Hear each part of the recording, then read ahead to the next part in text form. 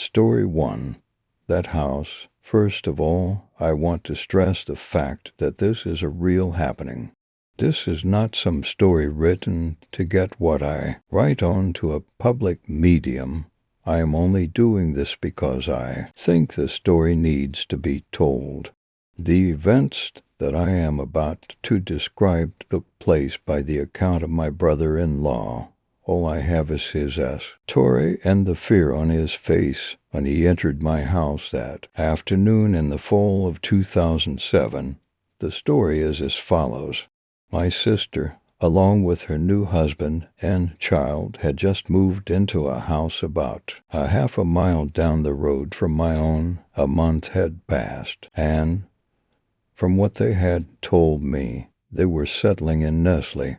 At the time, I was living with my parents after just graduating high school and trying to build up money for college. I was busy doing the dishes when I saw my brother-in-law, Richard, walking in a hurried fashion from his car up my dirt driveway under the porch and stopping in front of the door. The entranceway was a French door, so anyone walking towards the house was easily seen. He looked at me, and sweat was pouring from his face. Concerned, I walked over and let him and asking if everything was okay. He pushed his way around me and made his way to the sink, where he quickly grabbed a cup and poured a glass from the tap. He moved over to table and took a seat to go, sling the water down as if he had just run a marathon, then abruptly set down the cup and stared into nothing. My sister walked through the door next. She had been taking the car seat from the back of her Dodge Neon and was a few steps behind her husband. She came in, gave me a look of concern, and went about setting her child, who was sitting in the car seat, and diaper bag on the table. She sat down and clasped her hands together, looking at Richard with a frown on her face. "What's going on?" I asked as I slid the chair at the table's head and sat down with Cal. Tyan. Richard never looked at me. Cassie, my sister, turned her head towards Emmy, her eyes welling with tears. "You're not going to believe it," she said. Her voice cracked as she placed her hand over our mouth. She turned to her husband and nudged his shoulder. "Tell him, Rich." Richard just sat there, his eyes focused on a point in space only he could see. His mind, as far as I could lines, was trying to puzzle out what had just taken place. I leaned my head in the path of his staring and broke him free of his thoughts. "Rich," I said in a calm tone. "What happened?" He took a deep breath and told me the following. He had been raking leaves in his yard for the better part of the day, arranging them in piles to be picked up later and placed into a garbage pail. The goal was to arrange all the leaves in a large pile and burn it during the winter when friends and family come over for coffee and general visiting. This was common practice of families in my town, and Richard wanted a piece of that nostalgia for himself. After sectioning off the small piles, he took a seat on the stairs that led to his front door and admired his work. He told me that he was thinking about how he was finally a homeowner, and his thoughts at the time were of the future for his family and himself. The story continued. He sat there on his stoop for a few minutes when his father's car entered the driveway and parked. His father got out and walked over to sit with him on the stairs. "Yard work, huh?" his father asked as he bent his knees to raise tea on the step beside his son with a grunt of old age. Richard nodded his head, and his father began to talk to him.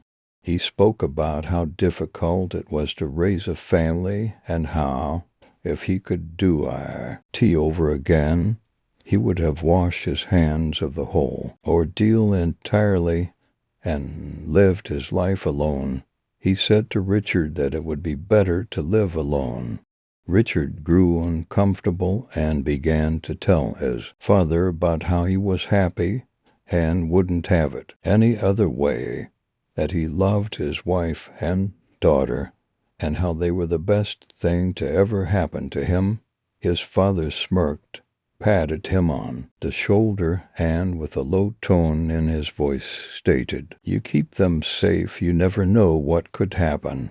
After saying this, his father walked to his car, opened the door, and left St. Hill smirking as he exited the driveway. Richard sat there watching his father leave his house with a chill running up his spine. He felt a hand touch his shoulder and a familiar voice call out to him. It was "Hassie, Richard, are you going to stare at it or rake the yard?" Rich snapped back. The yard was covered in leaves. There were no small piles dotting the property, no sign that any work was done. He just sat there with rake in hand. The most disturbing aspect of the whole ordeal was that Richard had not seen nor heard from his father for 5 years. His mother had divorced him years earlier, and he had moved far away from the state of Louisiana to escape his now ex-wife. It was impossible for his dad to have been there, and when he asked my sister if she had seen his father pull up, she stated that no one showed up in the time he had went outside to work. Rich hesitantly asked what time it was. My sister stated plainly that it was 5 o'clock. His eyes widened. "Cassie, I came out here at 1. He had been on the porch for 4 hours, sitting there speaking to ... someone." Richard grew pale. My sister became concerned and asked what was bothering him, to which he explained the story I am telling you now. My sister, having a firm belief in the supernatural, came to my house to try to make sense of the situation. He finished his story. Richard looked at me hesitation, his eyes searching mine for any hint of disbelief. I myself have had encounters with the unexplained in the past, and for me to look at this situation with any judgment or condescension would be grossly inappropriate. I grabbed his shoulder and looked calmly into his eyes. "We need to find the history of that house," I stated in an assuring tone. His face relaxed and his shoulders untightened. Immediately I began to search the internet for previous owners, criminal occurrences, or deaths relating to that house. I found much. The most outstanding story that I had found was of a massacre that had taken place in the house during the 80s. The story goes that the house was notorious for meth and other illegal drugs going in and out of the property. An argument occurred between a few customers and the dealer and his partner that led to a brutal fight between the two parties. All 5 victims had stabbed each other repeatedly until they all lay dead on the floor. Other stories told of an old man during the 70s that would show up in the middle of the night claiming that the current tenants were trespassing on his lands, yelling threats to kill them, and like all of the deaths recorded about the house, seemed to follow the same order of deranged and angered people lashing out and committing murders in fits of rage. Later I would find out from my father that during the 50s that his grandfather used to live in this area, and that in that house lived an old lady who was deranged and mad. She would threaten people on the street passing by CL, aiming that she would shoot them and drag their bodies away for no one to find. When my grandfather made the mistake of accidentally walking on her property, she ran after him with a shotgun, madly fury into the air, shouting that she was going to kill him and eat him. The lady eventually died in that house from a heart attack and wasn't found until days later. As we talked the uneasiness if my brother-in-law fell away, Richard, not wanting to believe that something was wrong with his house, dismissed it as being overtired and stressed and went back to his house, shaken but not deterred. It wasn't long after our talk that something else happened. A month and a half went by with no further happenings in the house when a frenzied call came to my home. My mother picked it up. It was Cassie crying and partially yelling as a loud thumping echoed over the call. She kept screaming, "He's trying to get in. He's trying to get in," as the thumping sound grew more and more violent. My mother shouted over the phone that my father was on his way. He grabbed his .357 handgun and took off out the door to his truck. My mother hung up the phone, called 911, and we waited in silence for our father to return from rescuing my sister. An hour passed, and my father walked through the door alone. The police arrived shortly after I got there. Not a moment too soon. He explained he was never one to give over to emotion in intense situations, but his face was pale and stressed. I thought I was going to have to shoot him. Shoot who?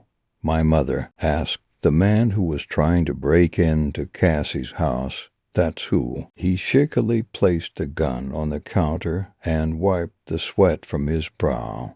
He kept shouting, "I know you have it in there. Come out and give it to me." When I yelled at him to stop, he turned and faced me. He walked slowly towards me, saying that if I didn't leave, he was going to cut me up and eat me for dinner. That's when cops arrived and arrested him. He kept screaming it even as they were putting him into the car. "I'm going to cut you all up and eat you." Where was Richard? My mom asked, lost in tears. The next words out of his mouth stopped me dead in my tracks. His father came into town, and he took Richard out to dinner. He left about 4 hours ago. Dumb idiot left his phone at home. Shortly after that incident, my sister and the family left the home and moved into an apartment on the other side of town. Later I would ask Richard what he thought of that house. His answer was simple. If I had the gasoline, I would burn it to the ground. It and whatever lived inside it. Story 2. Holes in the walls. I stepped up the old wooden steps of the porch to what would be our new home. It was nice enough. It had a big backyard fenced in, with barbed wire, with a massive tree and a sturdy-looking tire swing. Most importantly, the neighboring houses were probably about a mile away each. This was country land, and you definitely smelled it. Occasionally the wine would carry over the smell of manure, and all you had to do is open a window, and bam, cock crap. I wasn't like most other 16-year-old girls, though I didn't throw a hormonal fit for my parents over moving to a less than perfect new home. Regardless, these things didn't bother me too much anyway. I guess I've always just been pretty laid back about stuff. Life, really. I was mostly an introvert, so I never really had any friends other than long-distance ones I had met and owned for years through online multiplayer games. I was definitely a gamer, but I didn't let that get in the way of my health. I didn't feel right if I didn't go jogging at least every 3 days. I love to run, and occasionally I would pick up yoga to keep things interesting. Staying physically active helped my mood. Enough about me. The interior of the house looked even nicer than the exterior did. I got a big bedroom upstairs with a window that looked out at the backyard. I was pretty happy with the place, except for one thing that really turned me off. A serial killer used to live in this house, yes, a serial killer. That's why the price had dropped so low. He was apparently a doctor, too. Stanley Hutter was his name. He had worked at the hospital up in town not too far away and would do the sickest things to his victims. He would get them inside his house, this one, and keep them down in the basement. He would torture and sexually assault him, but not before removing their vocal cords first. He would sew their eyes shut and keep them tied up for the rest of their lives. Their limbs would eventually get stuck in the positions they rebound in and could hardly be moved at all on their own. He would feed them through feeding tubes, and that was their life from that point forward until they eventually died of infections, malnutrition, or bleeding injuries. After he was caught, he was sentenced to life without parole, but he escaped. Nobody knew where he was now, but the police suspected that he still visited the house because two entire families went missing a few months after moving in. After that, a high-tech security system was installed in and around the house, but nobody ever moved in after that until we came along. Now, if it weren't for all of this, I would have really liked the place, but thanks to its history, I was always on edge. The first night there, I decided to bring my yoga mat down into the furnished basement. None of us had gone down there yet because that's where he used to keep his victims. It was the beginning of spring, so it was still pretty chilly outside and in the basement. But that wasn't the only problem with the basement. It reeked, it smelled like something rotting, and it was coming from everywhere down there. Once I was down there, I decided to work in the temperature first. I immediately began searching for the thermostat because each level of the house had its own. I found it and turned it up a bit. That feeling when it's freezing and you're waiting for the heaters to kick in and make a difference. Only I never really felt much heat coming from the vents. The airflow was weak, very weak. There was something else about the basement that struck me as odd. There were holes in all of the thin wooden walls, about the size of golf balls. Then I realized something. Were there dead rodents in the walls? Was there stench coming in through the holes everywhere? About the holes, everywhere. There were at least 3 in every wall, at different heights, and nearly all of them had stains underneath, like something had at one point been leaking or rotting out of them. When I got close to one of them, soft puffs of warm air ventilated out of it into my face. Oh, that smell! Were the heating pipes in? The walls busted, broken, chewed through somehow. The heat was coming out only a few of the holes, and it carried the stench of decay with it. Instead of being transferred to the vents in the basement, was the heat leaking out inside the walls. I told my dad, who came downstairs to investigate.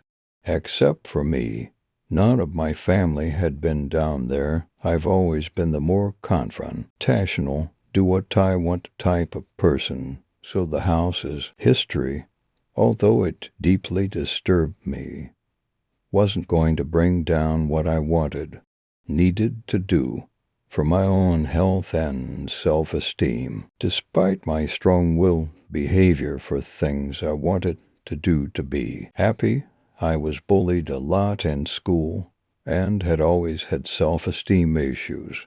My dad agreed with me about the stench and said he would talk to the landlord about it tomorrow. as now it was nearing 7 o'clock. After riding for so long, all of us were pretty tired, so we all ended up passing out on our beds earlier than we would normally go to sleep the next day.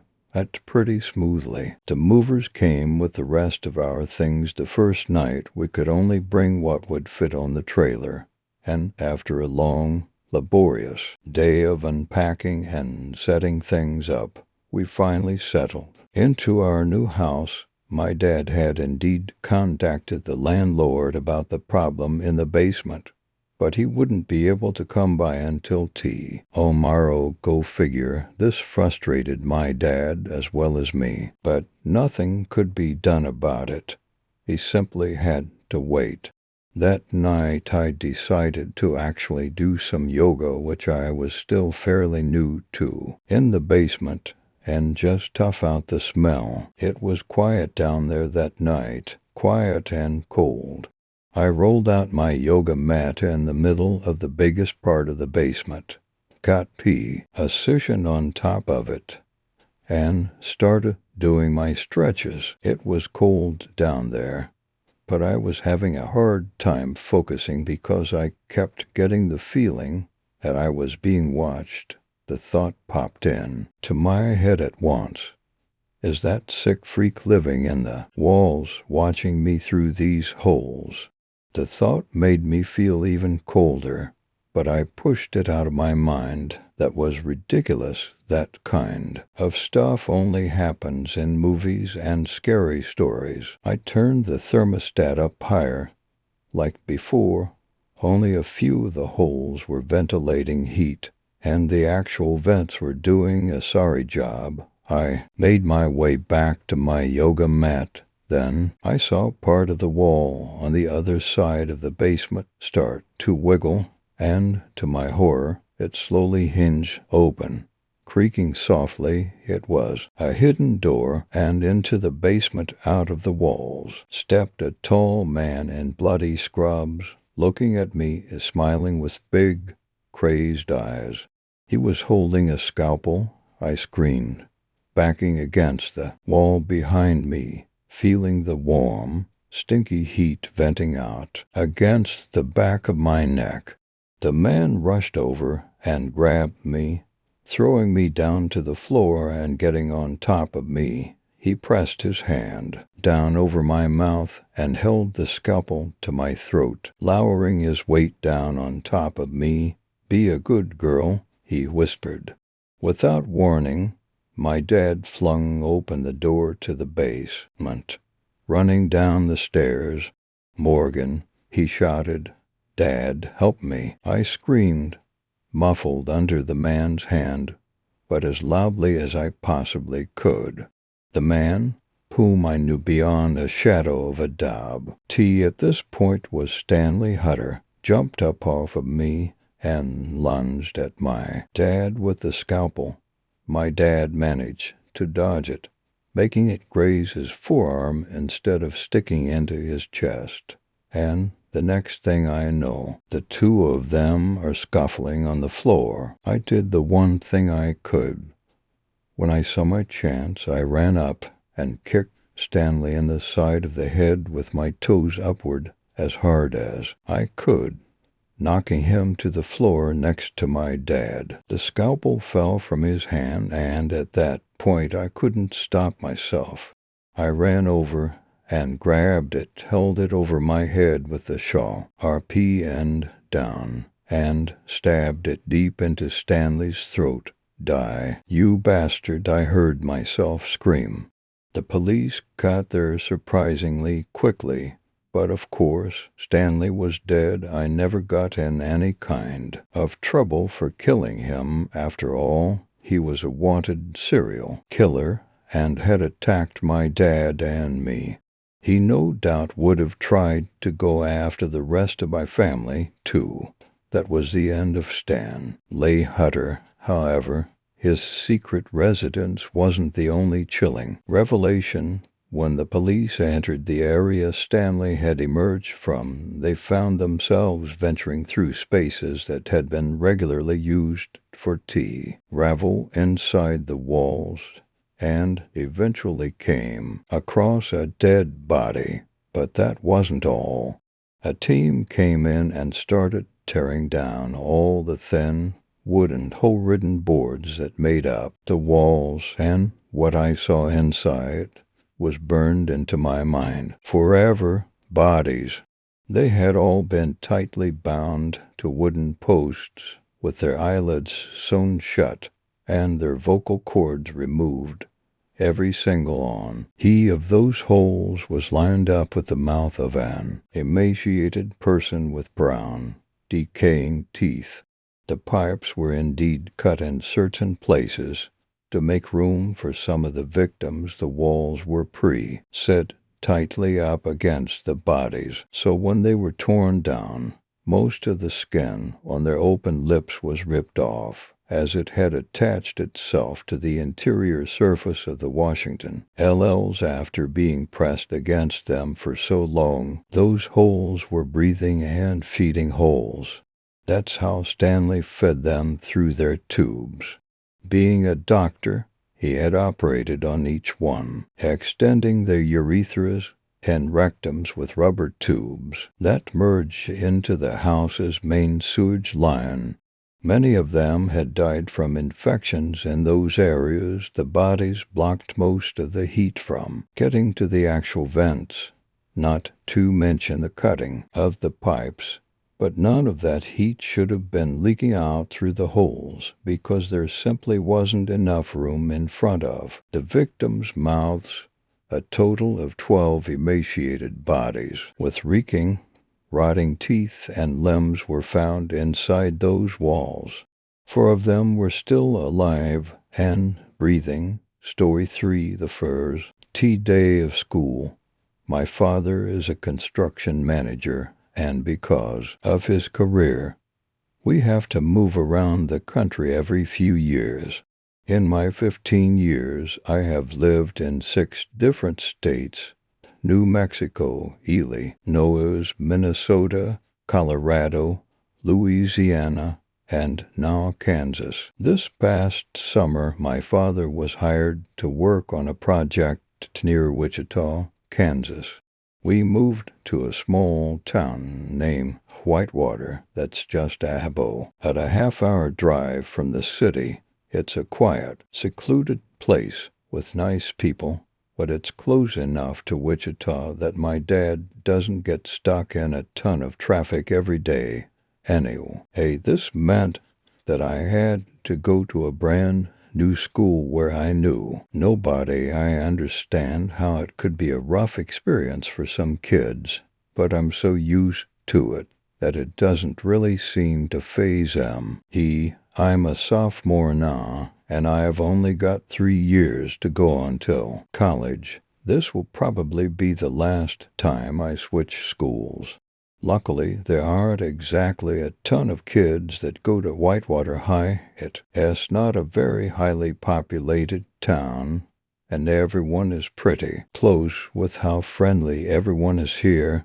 I didn't think I'd have a lot of trouble meeting some people I could hang out with. The first day of school was actually the first time I had been to Whitewater High. It wasn't too impressive. My last high school in Louisiana was much bigger. The only thing that stood out was a large bronze statue of a basketball player in front with a No. 14 on his jersey. I didn't have time to look at the plaque in front of the statue since I was running a little bit late, but I figured I better learn if I want to be a part of this community. I introduced myself to the short, red-haired girl next to me, told her I was new, and asked her about the statue. "Oh, that's Kerry Gosselin," she replied.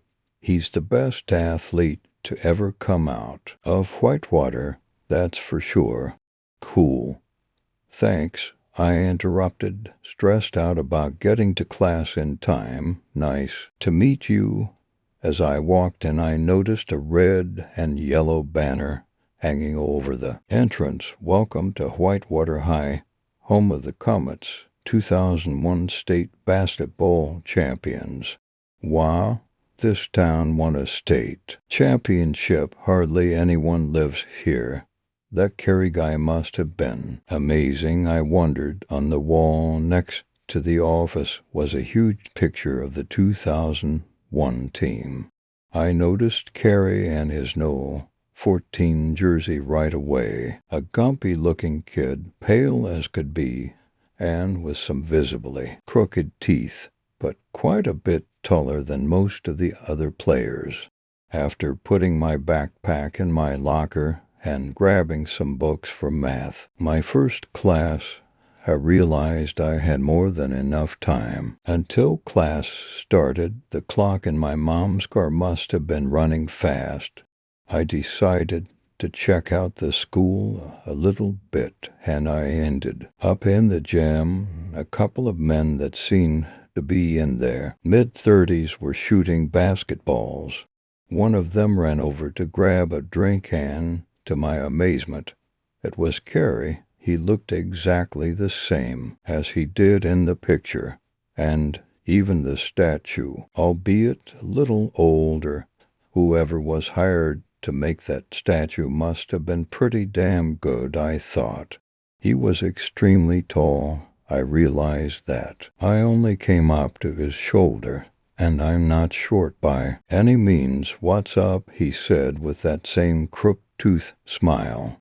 Hey, are you Kerry? I asked hastily. Yeah. He chuckled. You must be new around here. Duh. Of course, he was Kerry. How stupid could I be? Just moved here from Louisiana. This is my first day, I answered. Are you the gym teacher? Nah, I'm not the gym teacher. We just like to come back and shoot around every once in a while. What's your name? I'm Connor. Nice to meet you. Nice to meet you too, Connor, he replied. Hey, since you're new, I guess you haven't heard about this gym being haunted. I laughed. No, trust me. It sounds crazy, but I'm telling the truth, he said. I've got stories I could tell you, but I'll just wait for you to find out on your own. With the time approaching 7:15, I had to get to class. We said our goodbyes and I headed off to math. Haunted, I thought. That seems pretty cool. Once I get some friends, we'll have to explore it before or after school someday. I had heard my share about voodoo when I lived in Louisiana, but never saw anything that suggested any of it was true. Maybe his place will live up to the hype. Kerry seemed like he was being pretty honest. I sat down just before the bell rang. My teacher was an older man named Mr. Thomas. He had long, silvery gray hair, a mustache, and glasses. He kind of resembled Albert Einstein in a way. Okay, class, before we get started, I see we've got a new student, was the first thing he said. I guess literally everyone in this town knows each other. After introducing myself, he asked what I thought of the school and the town so far. I've only been here a couple of weeks, but everyone here SCM's really down to earth, I said as he smiled and nodded. I also just found out that the gym is haunted, so that's pretty cool. Some of the kids in the class snickered. Shoot, Kerry was playing a trick on me. I should have known. Haunted? Who told you that? Asked Mr. Thomas. Kerry Gosselin, I answered. He's in the gym with a couple of other guys from that championship team. Suddenly, everyone's snickering went silent. Their smiles all became glares. That's not the way you want to start off here, Connor, said Mr. Thomas. Not funny. What do you mean? I asked anxiously. I just saw him in the gym right now. Same guy as the statue, and on that picture by the office, I'm sure of it. Yeah?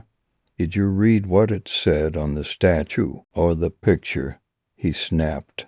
During their spring break trip to Hawaii, the team's plane crashed into the ocean. Carrie and the rest of those guys have been dead for 15 years. Story 4. Theater 6. During the summer between my junior and senior years of high school, I had a job at the local cinema. I'm 26 years old now and well on my way to other, more important things in my life. But this is the first time I've told this story. Mind you, the theater was very small since it was located in the small town where I grew up. North English, Iowa population, just over 1,000. This made things easier for me since one of the jobs I had to do sometimes was clean up the theaters after each film was over. Unlike some cinemas in bigger areas that have upwards of 20 theaters, this one only had 5. The cinema was almost perfectly symmetrical. Once you give your ticket to the ticket taker, another job I was given sometimes, the concession stand is in front of you. There is a hallway to the left, south hallway, and another to the right, north hallway. The hallway to the left had 3 theaters. Once you walk down the hallway, Theater 1 is on your left, Theater 2 is on our right, and Theater 3 is straight ahead. The hallway to the right, on the other hand, just had 2 theaters. Theater 4 on your left and Theater 5 on your right, instead of a third theater directly ahead like the south hallway. There is nothing but a giant Pepsi advertisement poster stretching from the ceiling all the way to the floor. The advertisement looked like it had hung there for quite some time. The blue and red colors had seemingly faded significantly, and everything about it just kind of had that older, for lack of a better word, look to it. It was a blue poster dominated by a huge image of a bottle of Pepsi. The word Pepsi was at the top, and the bottom had a slogan that I had never seen anywhere else. Nothing else is a P. Pepsi. I never really thought much of it. It's a small town, and therefore there aren't going to be a ton of moviegoers. So why deal with the upkeep costs of a 6th theater when it probably won't turn any profit? I am sure the owners of the theater had some economic reasoning behind their decision. One slow day at work, I was staring aimlessly at the poster waiting for something to do when I noticed a small bulge on the right side of it. It was barely noticeable, something you almost had to be looking for in order to see. But for the first time since I started working at the theater, it crossed my mind that something other than just a blank wall may in fact be behind the poster. I went over and felt the small indentation, and to my amazement, it felt like a doorknob, not just any knob. The same type of doorknob on the doors to the other 5 theaters. I pulled back the poster to look behind it, and, sure enough, there was a door. Tons of questions raced through my mind, but I eventually concluded that neglecting to use the theater was probably just an economic-based decision. As I had figured, the door was locked, so I didn't get to see the inside. Still, my curiosity wouldn't go away. Why had I never heard of this? Why was the door covered with a poster? Did the door even lead to a 6th theater? I decided to ask the owner, Kevin. Kevin was 12 years older than me, about 30 at the time, and also worked at the cinema, and he was in high school. His father used to own the cinema, but it had been passed down to Kevin once he graduated from college. Nothing, just the wall, he responded hastily when I asked him what was behind the Pepsi poster. Kevin, I saw the door. He looked at me for a couple of seconds and let out a sigh. Okay, come over here, he said as he led me away from a crowd of people. You can never tell this story to any of our customers, got it?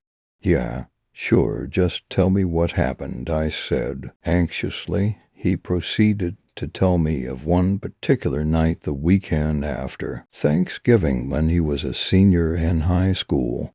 Toy Story had come out a few weeks earlier, and it was being shown in Theater 6 that night. Oddly enough, I had never seen Toy Story.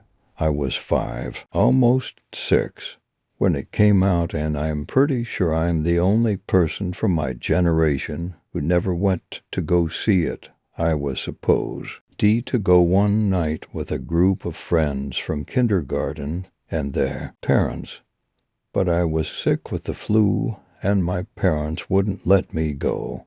Anyway, something apparently went wrong that night. Kevin told me about how he remembered the faces of the kids when they came out of the theater, saying they appeared to be in somewhat of a trance-like state and were all white as ghosts. He also said that he overheard some of the parents making comments like, "I thought this was supposed to be a kid's movie," and saying other things along those lines.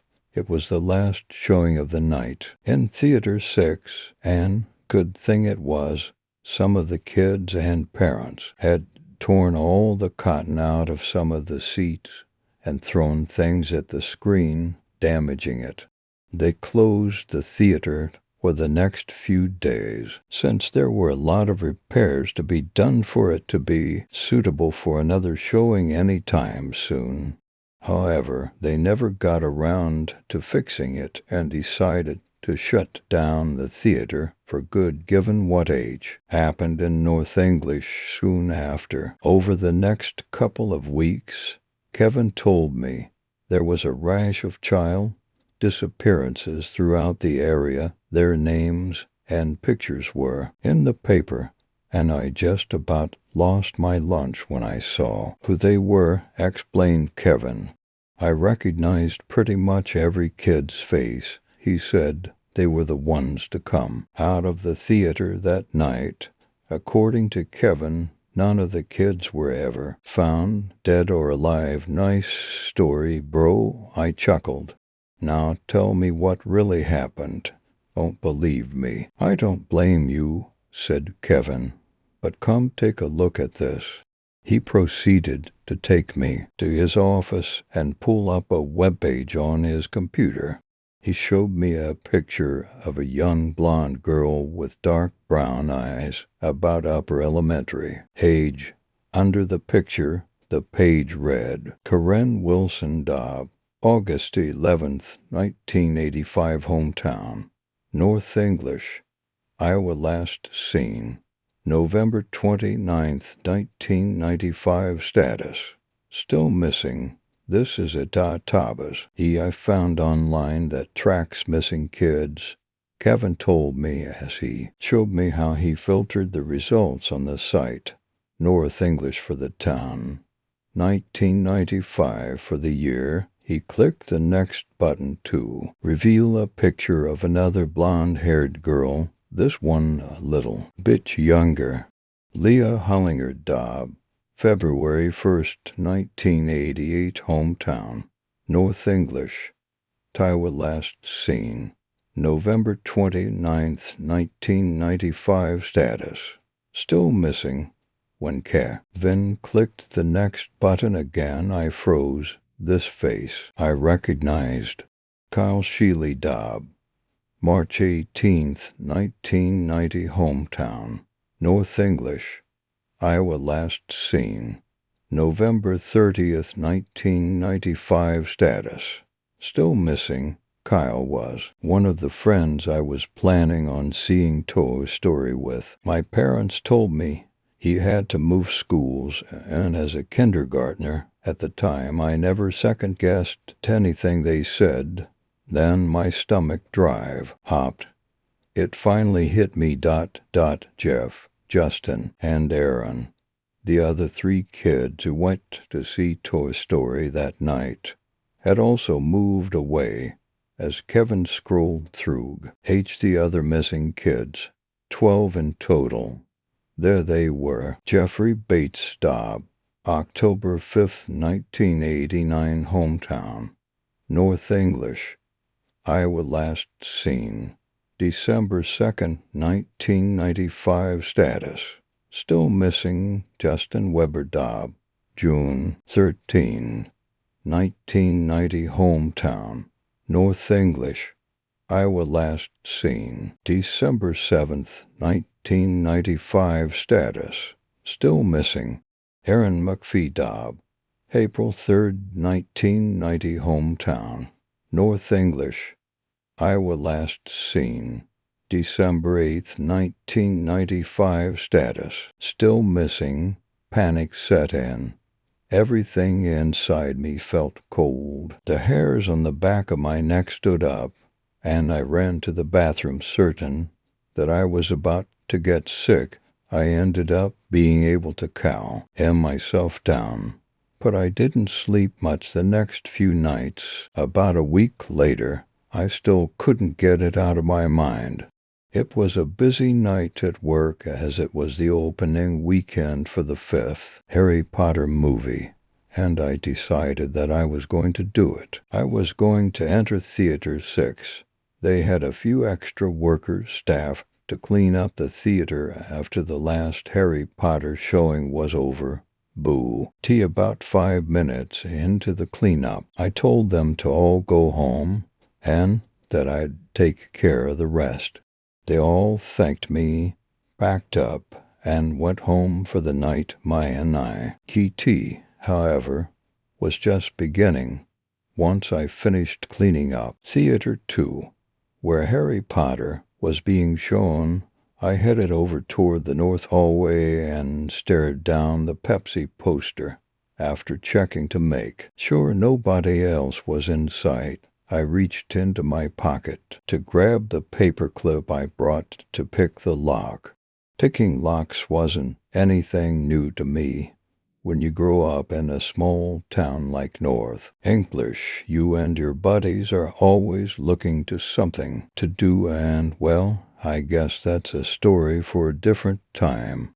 After some finagling around, it worked. I took a deep breath, turned the knob, and opened the door. Other than getting hit with a gust of cold air, the first thing I noticed was the smell.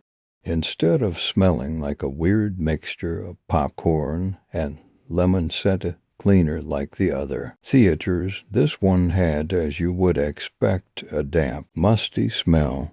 Mice and rats had clearly been in the theater based on the smell, which kind of grossed me out since people just across the hall watched movies, ate popcorn, and drank soda every night, and I was one of the people in charge of keeping the place clean.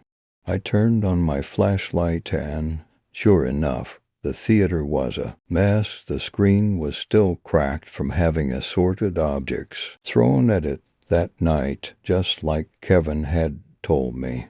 As far as the seats, they were still torn up. However, I couldn't tell if the majority of them were destroyed by those moviegoers or by the mice and rats.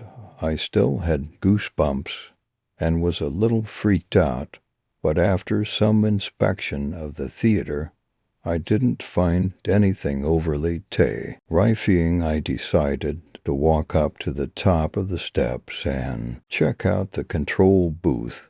It looked just like the other 5 control booths. Clearly, we hadn't made any renovations to any of them since the mid-90s or before.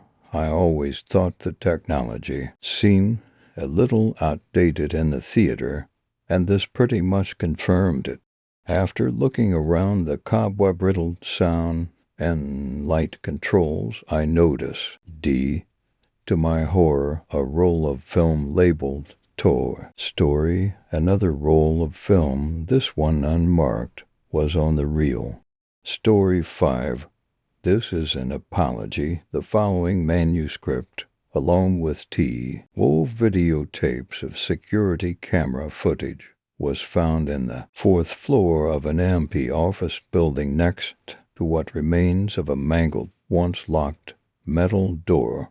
The building, located deep in the forest of North Dakota, was repossessed by the city, repaired, and sold to a software company. The tapes and files were thrown away and later stolen from the trash.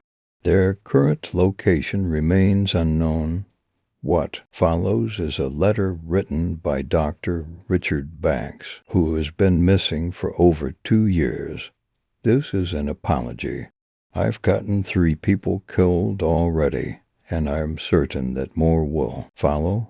I'm sorry for that, I really am. 10 goddamn years of paranormal research tossed in the garbage. Our big revolutionary project up in flames, but I'm getting off topic. I should start from the beginning. We were fresh out of grad school and newly unemployed, quickly realizing that a PhD doesn't even get you a job teaching science to first graders. That's when my good friend James Weldon approached me with an idea. All 4 of us had been obsessed with the paranormal, but James was really into it. He showed us this study out of Russia where these scientists were able to conjure what they referred to as Tenchelovic, the shadow man. Though we were naturally skeptical at first, all of us were intrigued by this research. The files went into explicit detail about how to conjure, contain, and study the shadow man that for the sake of public safety I will not repeat here. By some miracle, we acquired what used to be an office building that was far enough away from the nearest town. We set up what passed for a lab, and 3 weeks later began the ritual. We just about shit ourselves when the inky form appeared in the observation room. We actually did it. The scientist in me was astounded, but the rest of me was deeply unnerved. The shadow man was downright creepy. The figure before me was a humanoid shape that didn't look like it was entirely there, almost like it was made of smoke, like you could put your hand right through it. It had no discernible features. We performed countless tests and experiments on this entity, but much to our disappointment and curiosity, the shadow man did not respond to stimuli, heat, cold, light, dark. We tried it all. It did not react. That's not to say that there were no changes, though we noticed that, as the days progressed, the shadow man grew more corporeal. Its form seemed to solidify and take a more permanent shape. As the shadow man evolved, it frightened me even more. It looked more human each day.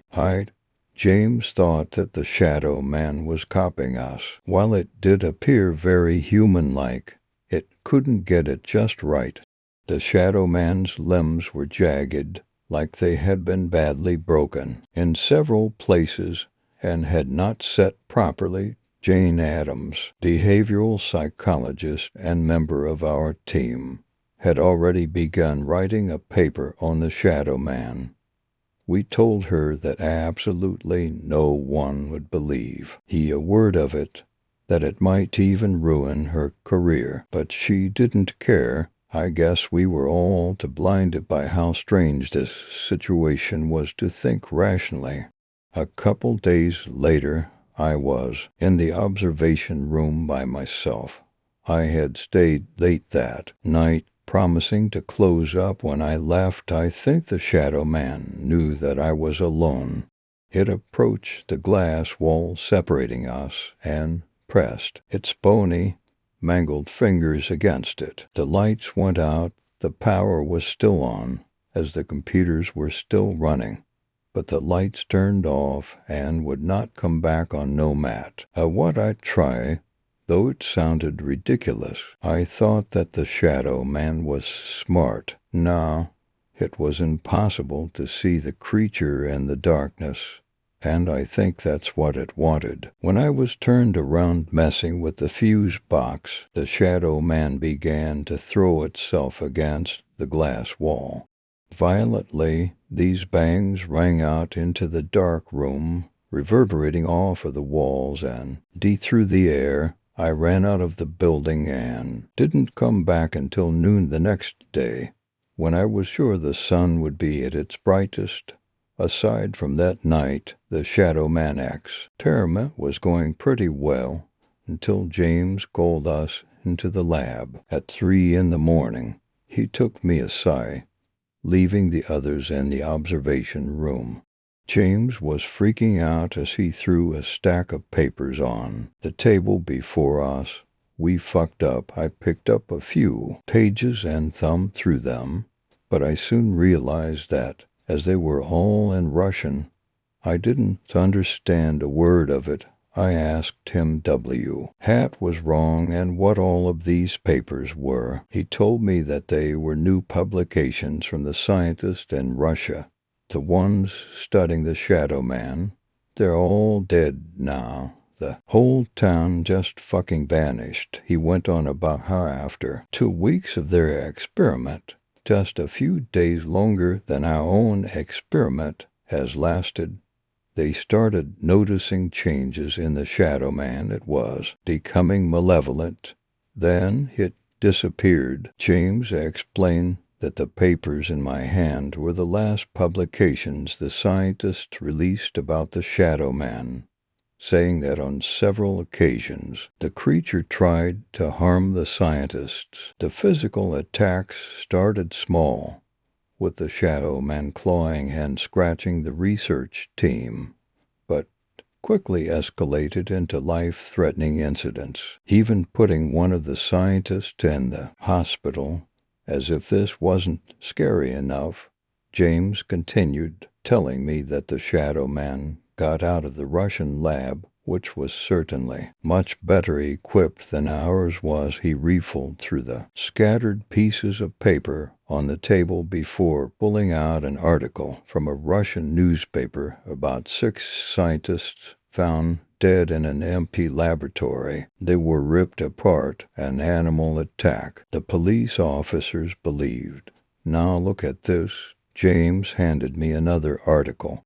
Everyone in the town surrounding the lab died, the same way I started at the papers in front of me, not wanting to believe what James was telling me. What have we done?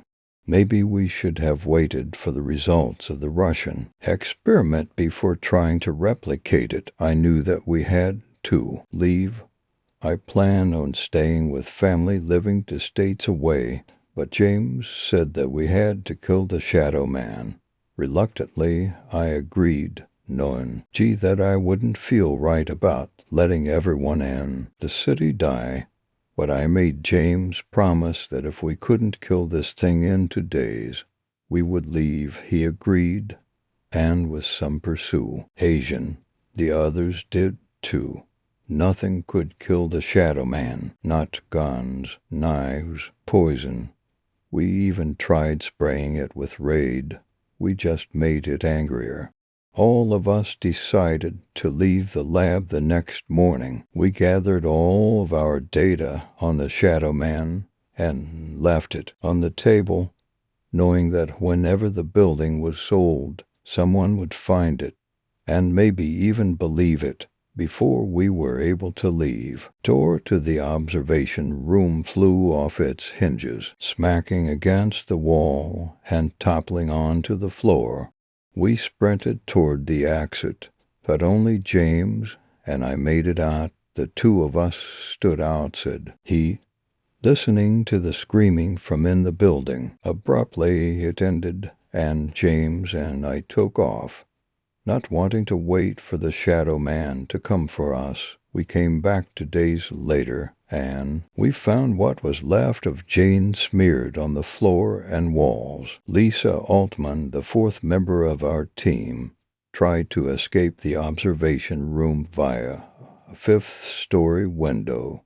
After seeing what happened to Jane, I can tell you that Lisa was better off. This is my apology to you. The Shadow Man experiment was a mistake, and I fully admit that what we did was wrong, even if it's not gore. NG, to change anything, I've been scouring the internet for days, and there has been no mention of the Shadow Man anywhere. Hopefully that means the Russians and us are the only ones who have been dumb enough to conjure it.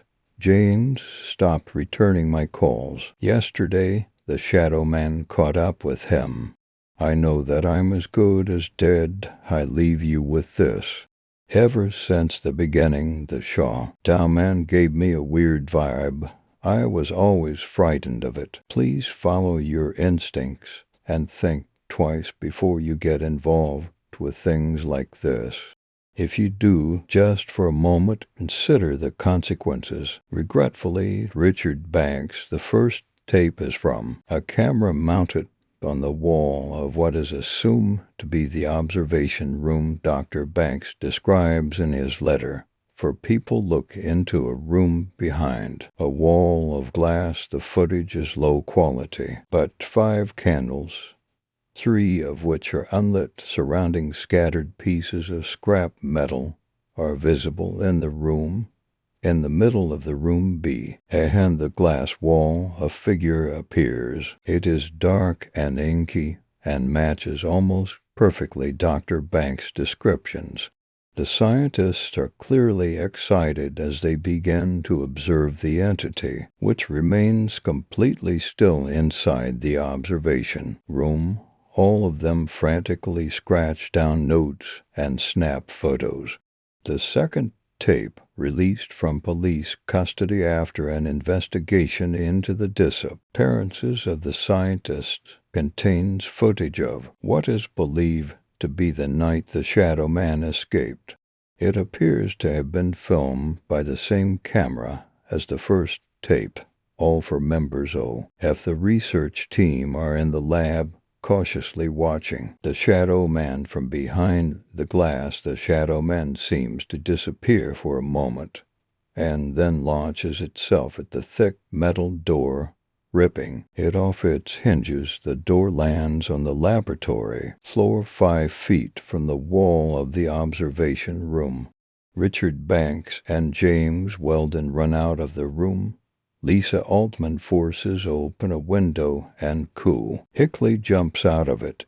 Jane Addams stands in the middle of the room, frozen. The Shadow Man pauses for a moment before darting across the room and throwing itself onto Jane. When it moves, its limbs swing out almost comically, but in such a way that they should not have allowed the entity to move at all, much less as rapidly as it did. The Shadow Man rips apart Jane Addams, flinging pieces of her flesh across the room, tearing her down to the bone. The Shadow Man then exits the observation room through the open door, eyes never leaving the camera as it leaves. Local police departments in the surrounding area have reported a spike in reports of animal attacks and sightings of a disturbing figure stalking the town. Neither Dr. Richard Banks nor any of his potentially leaving associates have been located. Story 6, The Puzzle Ball. I'm writing this not for sure exactly why I am, but I'm going to, just because my mind is trying to think back on the past several months. It hasn't been a good several months, not at all, but I guess I might as well start from the beginning. Sorry If I ramble, I usually do, and my medication is making it hard for me to focus. I went to flea markets, pawn shops, and yard sales a lot, mostly in search of comics or anything that looked cool. I know that sounds stupid, but that's what I did in my free time. One day in my exploration for comics, I came across a yard sale. The yard sale was at a small one-floor home that was quite old. I did my usual search through when I found an odd-looking ball. It weighed several pounds and was made of brass. Its diameter was about 6 inches on both sides of it. It had 9 square buttons and a square. The buttons had many different symbols, such as a scorpion, and a triangle, a bird, and a key. I was intrigued by it, so I went up to the man running the yard sale. I asked him, "Hey, what is this?" He replied, "Oh, yes, the puzzle ball. It was a family heirloom. Why are you selling it? It's not curse, is it?" I said, laughing, "No. No, well, my uncle thought it was, but he was a drunk.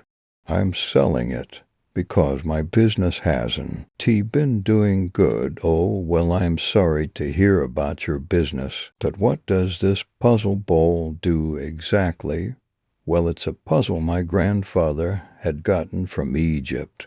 He was an archaeologist and went there around the big burst and ruins found in Egypt. He and my dad obsessed over trying to open it. They thought it had riches in it, but they were both pretty crazy." He laughed here. "I'll show you how far my dad used to get with it. He grabbed a little cheat sheet and got pretty far along until he hit the wrong button. After that, it's a bit of a blur. We talked a while afterwards. He was a nice guy.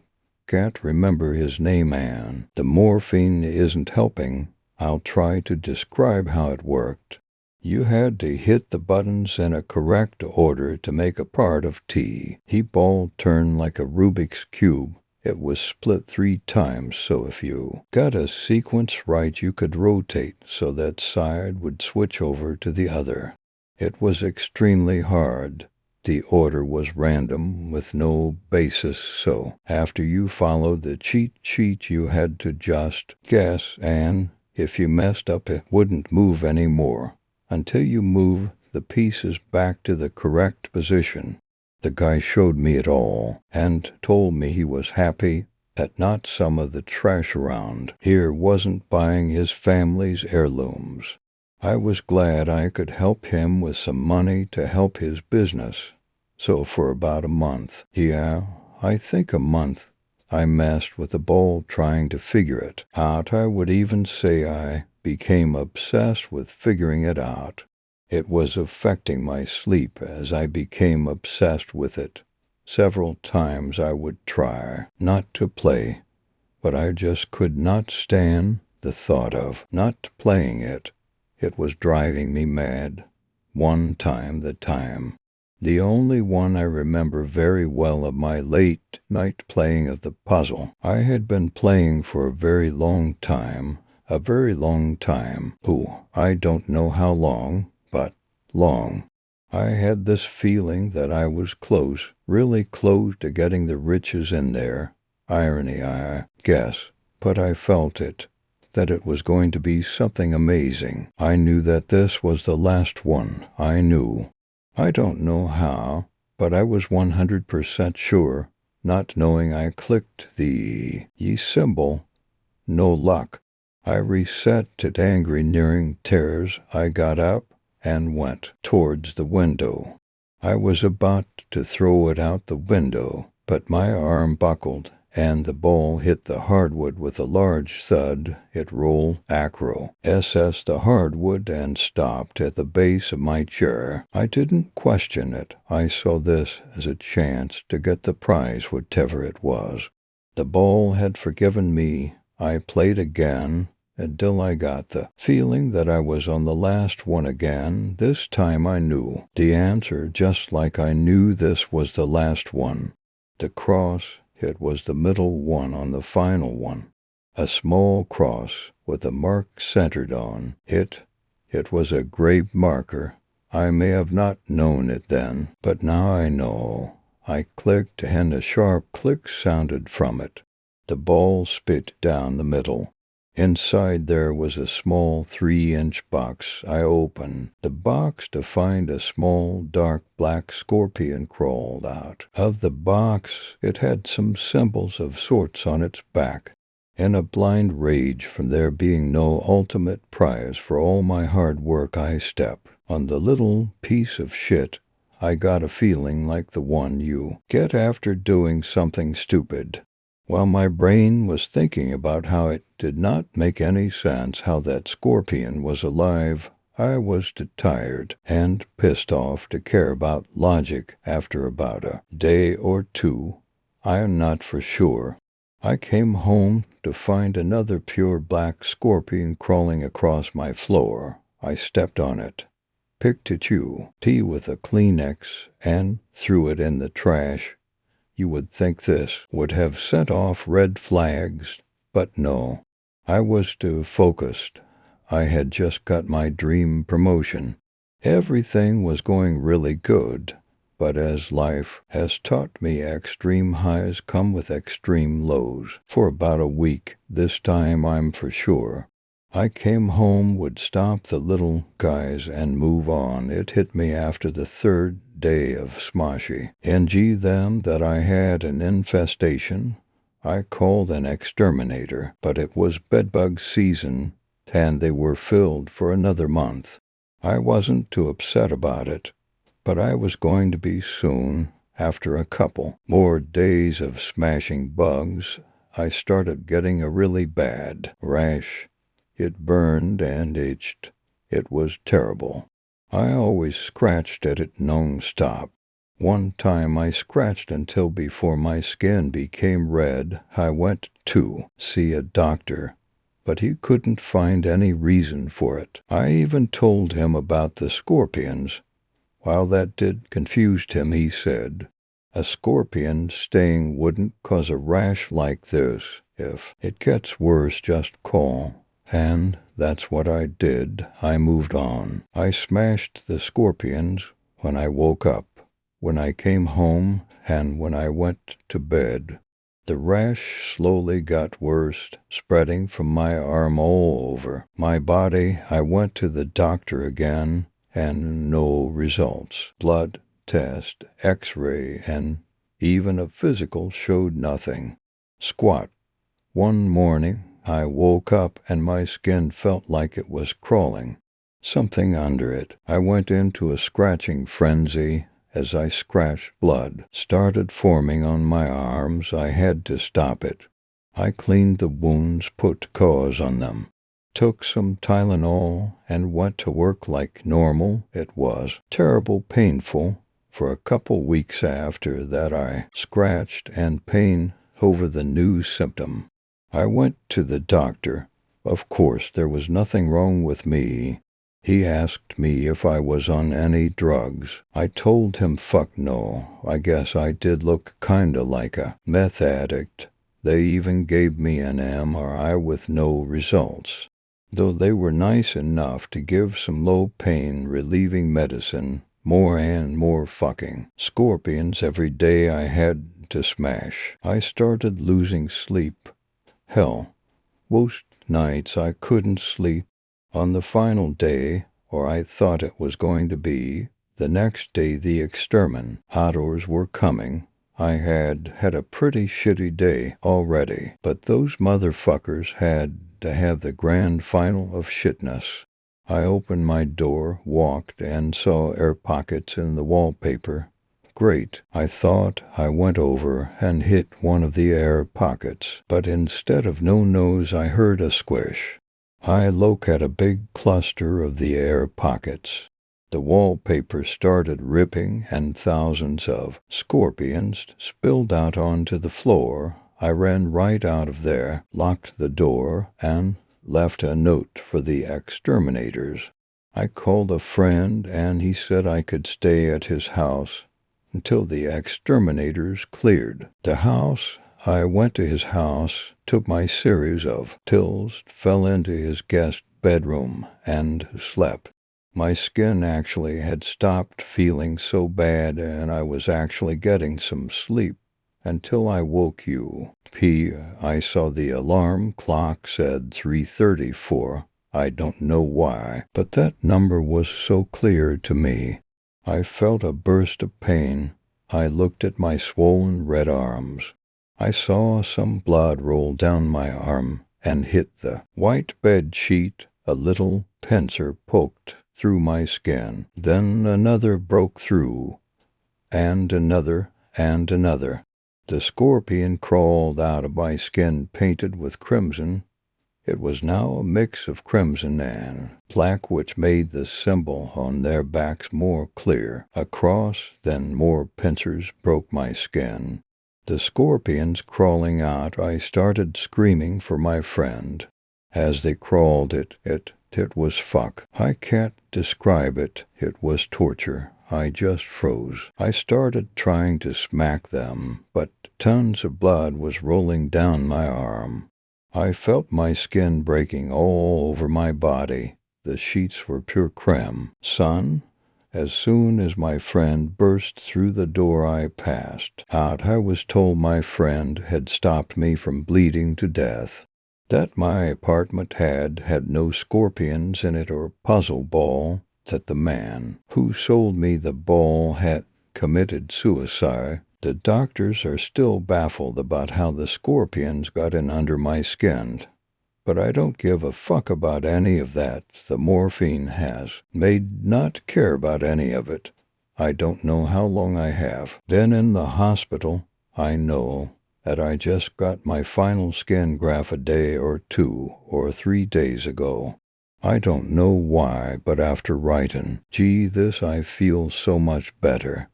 Maybe it's because the nurse just refilled the morphine, but I would like it to be me writing this down. It made me feel better. Now my hand is hurting, so I'm going to stop. My new skin has a rash. Story 7, The Final Hours. Party Girl. The door slams behind Monica as she stumbles into the hallway of an apartment complex. Mascara streaming down her face. Asshole. She says the word hisses out between her clenched teeth. Fiona steps out of the apartment. Through the open door, Monica hears a snatch of conversation. What's up with your friend? The drummer asks. I don't know. PMS. Katie says they laugh. Katie, Becca, and Serena laugh like they weren't her best friends only minutes ago. They laugh to look cool in front of Adrian's band, smoking cigarettes and drinking booze she bought them, wearing the expensive clothes and jewelry she loaned them. Assholes, she repeats, fresh tears ruining her carefully applied makeup. Fine. He shuts the door behind her. They're jerks, she says. Forget about them. I can't believe Casey would do that to me. She knows I like Adrian. Stupid whore. SH. He probably got caught up in the moment and didn't know how to turn him down, Fiona says. But Monica isn't interested in sympathizing. She wants to rush back into the apartment, bust down the door to Adrian's room, claw at Assie's face, drag her out of the building naked, and let the bums have their way with her. Come on, let's get out of here, Fiona says, guiding her down the hallway. Past graffiti, heels catching on the stained, threadbare carpet. They lean against each other for support, walking in a jagged line. Monica curses that last drink. Her brain is ice and a blender gray mat are spinning and pulverizing against the spiny blades at the base of her head. The flickering, murky lighting isn't helping. Beside her, Fiona takes deep, steadying breaths. She doesn't look so hot either, just beneath the sizzle of dying bulbs overhead. A buzzing nags at her ear. Only when they've reached the bottom floor does Monica realize the sound is coming from her purse. "Shit, it's my dad," she says, fiddling with a crystal-studded phone. "Are you crazy? Don't answer that. We're screwed if he finds out where we are. I'll just text him. Lines say I don't want to answer because I'm on the can. Is he at home? No. My parents are out of town at PR seminars, as usual. It's fine, he was just checking up on me." That's a first. The frozen air hits them at the same time as they lurch out the door and onto the street. It's because of the San Gabriel stalker. Monica snorts. Dad thinks anything that gets publicity is worth caring of. The San Gabriel stalker was the big word on campus at Lakewood Prep. Everyone tittered endlessly about the serial killer, excited by the sudden media frenzy that had burst their manicured suburban bubble. Monica tried to keep the news out of her house, but her dad didn't just have a finger to the media's pulse. He tapped into that vein like a junkie, just as she'd expected. A sudden outburst of fatherly protectiveness almost convinced him to cancel his business trip. Monica's patience for a few nights to herself, her friends, booze, and anything else she could get her hands on, and had run dry. She convinced the old patriarch that he was worrying over nothing. Her mom helped out with a reminder that he was supposed to be making important connections at the conference in New York while she worked the conference in Los Angeles. Monica breathed a sigh of relief when they were whisked away by matching Bentleys.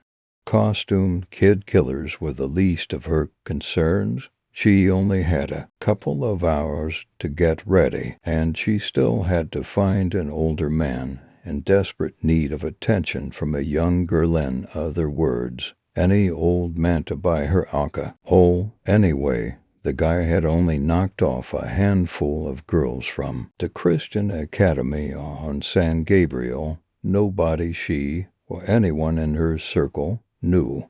But out on the dim city street in front of Adrian's apartment, complex police sirens screaming in the distance, trash clogging the gutters, a visual of the killer processes like a Polaroid in Monica's imagination. They should find the car and get home. Screw the other girls. If they don't have money for a taxi, it's their own damn fault. "This place is seriously creepy," says Fiona. The girls huddle closer as they walk down the street. They should have brought jackets and a change of shoes, Monica thinks as their sky-high heels smack against the pavement. They're loud against a charcoal backdrop of grungy buildings and streets. Their colorful party dresses snap at a chilling breeze as they hurry along. Monica tries to soften her step, but her legs are so heavy even balancing is tricky. The streets are empty except for a few drifters rubbing the cold night off their hands over garbage fires. They stare at the two stumbling girls on the opposite sidewalk. Monica doesn't make eye contact. Fiona's heart beats faster against her arm. Fiona draws out the A-N, Monica's name, until it thins into a whine. "I think we're being followed," she whispers. Her voice is so soft and tremulous. Monica almost doesn't understand, and then she hears them. Footsteps not far behind, dogging their path. The girls speed up, but they keep tripping over their own feet, and Monica is having a hard time catching her breath. Her stomach pitches. "I think I'm going to be sick," she says. "Shit, where's the car? I don't know. Is this where we parked? I'm not sure. Jesus, I can't remember." Fiona is blubbering, so Monica tries to be the calm one. She ignores the churning in her stomach and looks around, still walking as fast as she can, certain she can feel someone's breath on her neck, the heat of an outstretched hand. There's a door on the side of a building only a few steps away. They can bang on the apartment doors until someone lets them in, Monica and call a cab and be in her pajamas watching Cheers reruns. Before midnight, maybe she make herself a hot cocoa to chase all memory of this night. Come on in there, she says to Fiona. They break into a tangled, almost run through the door and tear out the steps as someone shouts behind them, "Wait!" The girls scream and keep running, not wanting to look back. But the stairwell ends at another door. Monica twists the knob. It doesn't give. She pulls at it with what strength she can muster, but no luck. Fiona joins her, fingers scrabbling at Monica's. Angels of mercy. Monica and Fiona hug each other and flinch as an old homeless man joins them on the platform, dropping to his knees. "I know who you are," he shouts. "You have come to bring about the end times. I beg of you, save my soul. Let me stand beside God's throne and pray for humanity boiling in torment below. Save my soul." Their shoulders drop. A broken fever pushes small beads of sweat to the surface of Monica's skin. She leans against the door and lets relief wash over her. "You scared us half to death," Fiona shouts at the old man. Monica turns to her friend. "Fiona looks like crap. What the hell was in those drinks? Holy shit, Fiona. I think we've been roofied." She slurs. Something like cannon fire rocks the stairwell. A moist explosion sprays across Monica's face. The homeless man face plants with a wet thud. Fiona's shrieks echo in Monica's ears. Another man stands at the foot of the steps, holding a gun. A black latex mask with rough holes for the mouth and eyes hides his face. A pair of plastic Halloween demon horns crowns his head. Monica drops to the floor. Fiona is still shrieking. On the masked man reaches the platform and grabs her by the dress straps. He wheels her around, but Fiona struggles and manages to free herself. Her heels scrape against the granite floor as she shuffles backward. Putting a hand out to push the man away, Monica sees it coming before Fiona does. One of Fiona's heels latches onto the ledge of a step. She rests all of her weight on the back of that foot to lean away from the man. She reaches out again and pushes off on his chest. Fiona's body and the stairs are at an angle. It becomes more acute with each slowly passing fraction of a second. Fiona locks eyes with Monica, who bears witness to the full evolution of her friend's realization before she hurtles headlong down the stairs. Monica hears a crunch and a groan the first time the body hits the steps. She presses her palms against her ears for the rest, while her eyes are closed as she feels the wind knock out of her. Monica tries to force sense out of the moment. She reels back in time to protect herself from the ugly, immediate future and stops on a memory. Standing on the corner of Evergreen and Carroll Street, Adrian had asked her to come over that night. He wanted her to hear the band tell him what she thought. Monica had been waiting for this moment. He wanted her. She knew it. He'd been hesitant about getting close to a high school girl, but she was a senior and freshly 18. She agreed to stop by. He told her to bring her girlfriends along.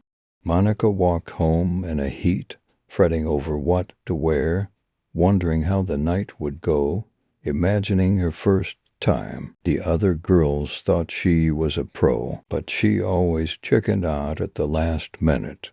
It would be different with Adrian. She'd let him.